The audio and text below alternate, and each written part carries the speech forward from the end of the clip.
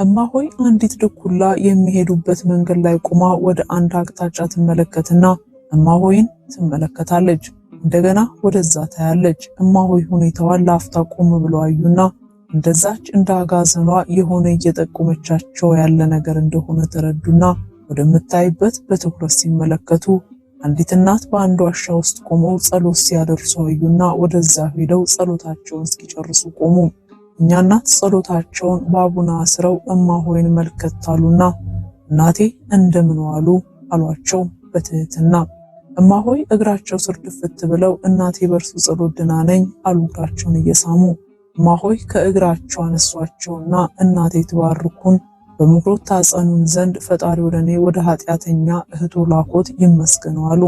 እናቴ እኔ በጸሎቶት በበረከቶት ይባርከኝ ዘንድ ወደ እርሱ ላከኝ እንጂ እኔማ ምን አለኝ እናቴ አሉና እናቴ ወደዚህ በረሃ እንዴት መጡ አሉ እንባ ባቀረረ አይናቸው እያዩአቸው።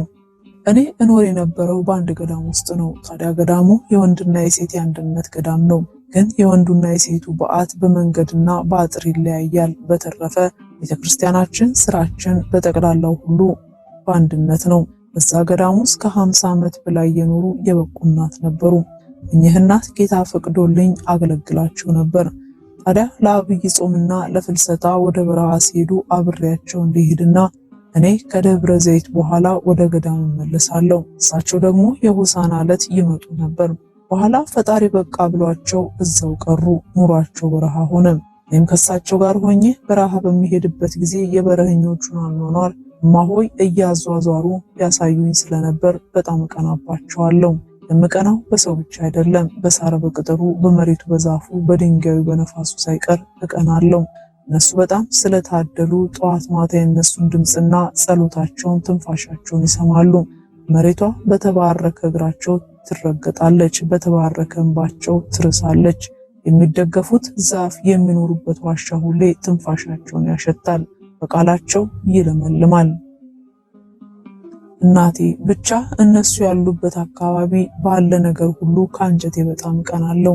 ወይኔ ያለመታደሌ ብዬ ራሴን እስክጠላ ድረስ እያነባው ነበር ወደ ቤት የሚመለሰው። ቤቴ እስክደርስ ድረስም ይህንን ግጥም እየገጠምኩ ሙሾ እያወጣው እያለቀስኩ ነበር ቤቴ የምደርሰው ብለው ግጥሙን ለእማሆይ ይነግሯቸው ጀመር። እማሆይ ግጥሙን ልክ ከመጽሐፍ እንደሚያነቡ በቃላቸው ከነገሯቸው በኋላ ይኸውልዎት ሁሌ ይህን እያልኩ ስብሰለሰል ፈጣሪ ለምን ቀንተሽ ትቀሪያለሽ? አንቺም የነሱ በረከት ይድረስሽ ብሎ አንድ ቀን ቤተክርስቲያን ቁጭ ብዬ የበረሃኞቹ አኗኗር በህሊና እያመላለስኩና አፈር በቅጠሉ እየቀናው ሳለቅስ አንድ አባት ከየት መጡ ሳልል ፊት ይድቅናሉና ልጄ ጌታችን ሐዘንሽን፣ እንባሽን፣ መንፈሳዊ ቅናትሽን ተቀብሎልሽ እንደ አባቶችሽና እንደ እናቶችሽ በረሃ ትኖሪ ዘንድ ፈቅዷልና ደስ ይበልሽ ተከተይኝ ብለው ከፊት የቀደሙ። ተከተልኳቸው። ይኸው እንደተመኘሁትና እንደቀናሁባቸው እንደ ሳር ቅጠሉ አለትና መሬቱ የአባቶቼን የእናቶቼን ያነፍስ ስጋና የሚያለመልም ጾመ ዜማን ጸሎታቸውን እየሰማው በእነሱ በረከት ነፍስና ስጋ እየለመለመች ነፍሴ የተመኘችውን አግኝታ በደስታ ባህር እየዋኘች መኖር ከጀመርኩ 15 ዓመት ሆነኝ። ግን አንድ ቀን ውዬ ያደርኩ አይመስለኝም። ክብር ለሱ ለፈጣሪና ለቅድስት እናቱ ይሁን። ይኸው ሳይገባኝ ከቅዱሳን አባቶቼና እናቶቼ ጋር ኃጢአቴን ሳይቆጥር እያኖረኝ ነው አሉ ፊታቸው በደስታ እያበራ። እማሆይ ምን ይበሉ ምን ይመልሱ? ዝም ብሎ የፈጣሪን ስራ ከማድነቅ በቀር። ከእማሆይ በረከት ተቀብለውና እግራቸውን ስመው ወደፊት ቀጠሉ። እማሆይ ከፊት ለፊታቸው አንድ ዋሻ ተመለከቱ። ዋሻው ውስጡ ልክ እንደ ፀሐይ ያበራል። አንዲት እናት ተንበርክከውና እጆቻቸውን ዘርግተው አይነ ስጋቸውንና አይነ ልቦናቸውን ወደ ሰማይ ሰቅለው ጸሎት ያደርጋሉ። እማሆይ ተገረሙ። እዚህ በረሃ ውስጥ ይህንን የመሰለ ፏ ያለ መብራት ከየት መጣ? ደግሞ መነኩሲቷስ ምድራዊ ሰው ናቸው ወይስ ሰማያዊ መልአክ? አዎ ሰማያዊ መልአክ መሆን አለባቸው። ምድራዊ ሰው እንዴት እንዲህ ያበራል ብለው ቆመው ሲገረሙ እማሆይ ጸሎታቸውን በአቡነ አስረው ይምጡ እናቴ አይፍሩ፣ እኔም እንደርሶ የሥላሴ ፍጡር ሰው እንጂ ሰማያዊ መልአክ አይደለሁም አሏቸው። እማሆይ በፍርሃት እየተንቀጠቀጡ ፊታቸው ድፍት አሉ። አይዞት እናቴ ብለው ቀና አደረጓቸውና ይቀመጡ ብለው እሳቸውም እዛው በርከክ አሉና ፈጣሪ በርሶ ስላስጎበኘኝ በረከቱን አብዝቶልኛልና ይመስገነው ብለው የእማሆይ ፍርሃት እንዲወገድ ጸለዩና ታሪካቸውን ቀጠሉ። አባቴ ጀነራል ነበር፣ በጣም ኃይለኛና ቁጡ። ታዲያ ከ5 ወንዶች መሃል ሴት እኔ ብቻ በመሆኔ ከሁሉም የበለጠ እንክብካቤ በአባቴም በእናቴም ይደረግልኝ ነበር።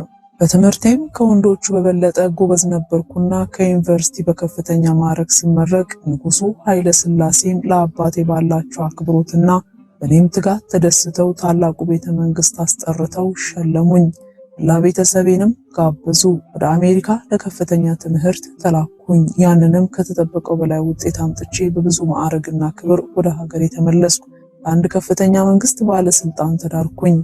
ግን በትዳሬ ብዙም ደስተኛ አልነበርኩም። ብቻ አንድ ልጅ ወልጄ ወዲያው ሞተች። ባለቤቴም እናትና አባቴም በተከታታይ ሳላስበው አረፉ። አባቴ ሀብት ልክ የለውምና ከወንድሞቼ ጋር ተከፋፈልን። የባሌ የራሴም ሀብት ተጨምሮ ሀብት በሀብት ሆንኩኝ። ለአግባባዩም ከየአቅጣጫው ይመጣ ጀመር፣ ግን ፍጹም ወደዛ አይመራኝም። ቤቴ ውስጥ አንድ ትንሽ ክፍል ውስጥ ስዕሎቼንና የጸሎት መጽሐፍቶቼን አድርጌ ከስራ ውጪ እዛ ስጸልይና ልዩ ልዩ መጽሐፍ ሳነብ እውላለሁ። ከአንዲት ከቤት ሰራተኛ በቀር ሌላ ሰው ቤት ዝር አላስደርግም። ወንድሞቼን እንኳ እንደ ባዳ በውጭ ነው የማገኛቸው። እነሱም በሁኔታዬ አዝነው እንደወደደች ብለው በሩቁ ሆነው ሁኔታዬን ከመከታተል ውጪ ምንም ማድረግ አልቻሉም።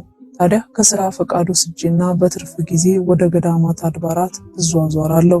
ከዛ ውጪ ሁሉ ከቅዱስ ዑራኤል ቤተክርስቲያን አልጠፋም። ወደ ስራ ሲሄድም ሆነ ስመጣ እዛ ሳልደርስ አልውልም። ታዲያ ሁሌ መኪናዬን አቁሜ ወደ ቤተክርስቲያን ስገባና ስወጣ ለኔ ቢጤዎች ሳልሰጥ አልቀርም። ከነሱ መሃል አንዲት መካከለኛ እድሜ ያለች የአእምሮ ህመምተኛ መሳይ ሴት ሁኔታዋ ቀልቤን ይሰርቋል።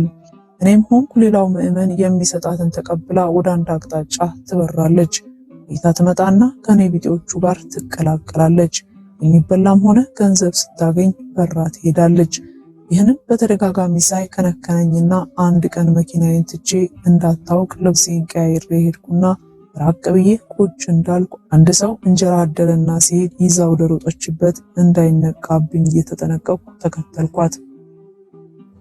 ወደ ታች ወረድ ብላ አንድ ቤት ከፍታ ገባችና ትንሽ ቆይታ ወጥታ ሌላውን ክፍል ከፍታ ገባች። እንዲህ አድርጋ 3 ቤት ከገባች በኋላ ወጥታ ወደ አንድ ሱቅ ገብታ ዳቦ ገዛችና ወደዛው ሄዳ 3ቱም ክፍል ገብታ ወጥታ ወደ ልመናዋ ሄደች። እኔም ቀስ ብዬ መጀመሪያ ወደ ገባችበት ክፍል ገርበብ ያለውን በር ገፋ አድርጌ ሳይ መነሳት መገላበጥ የማይችሉ በቀኝ ጎናቸው የተኙ አዛውንትን አየሁ።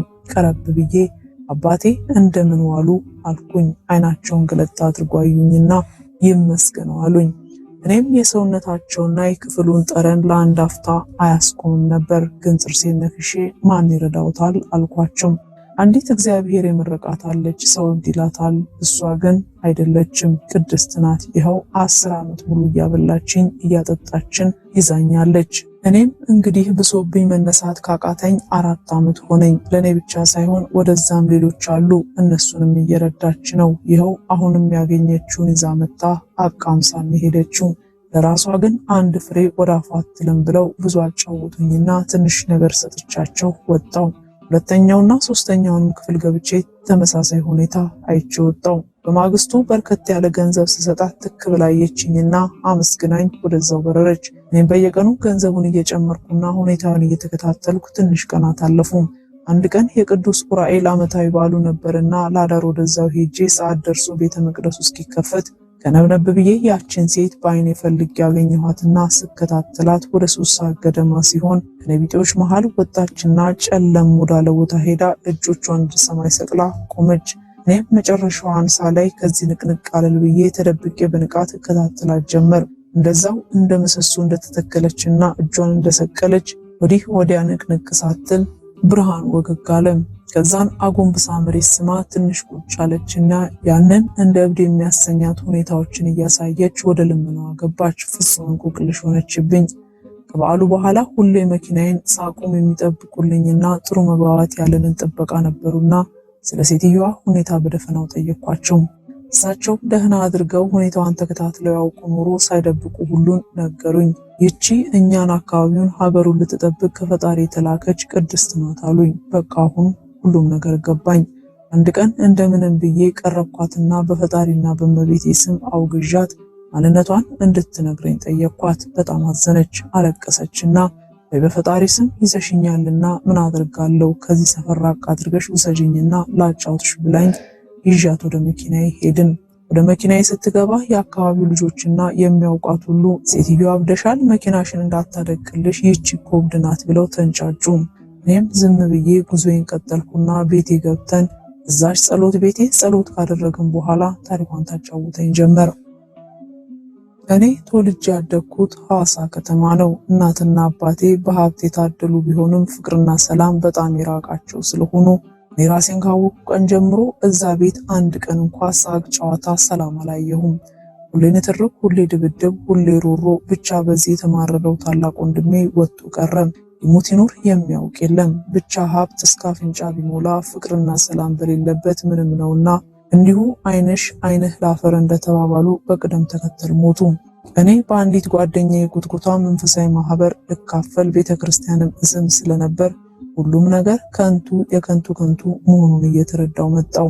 ሰው ቢሞላው ቢገዛ ቢነዳ ምን ጥቅም አለው ነፍሱ ሰላም ካጣች?